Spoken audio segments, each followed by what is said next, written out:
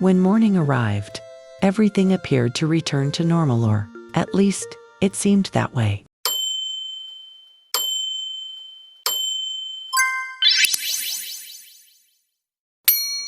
The business trip was supposed to be nothing more than routine reports and the same suffocating pressure that never truly faded. Yet everything changed the moment circumstances forced two people, bound by deep resentment, to share a single room in a quiet hot spring amid the gentle rise of steam that filled the air.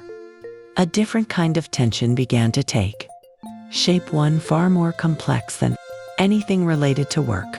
The man who had always been seen as cold, arrogant, and untouchable was now impossibly close.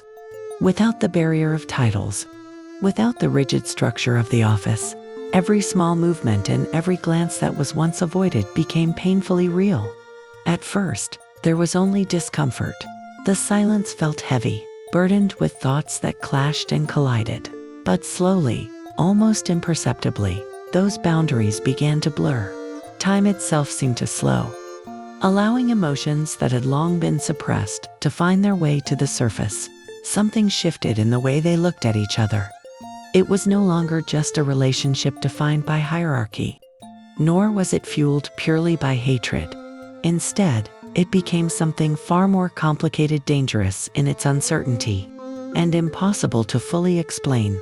That night became a quiet witness to the collapse of distance that had once felt unbreakable. Decisions were no longer guided by logic, but by emotions that had been buried for far too long. Everything about it felt like a mistake, and yet, at the same time, it felt inevitable. Beneath it all lingered a question that neither dared to answer.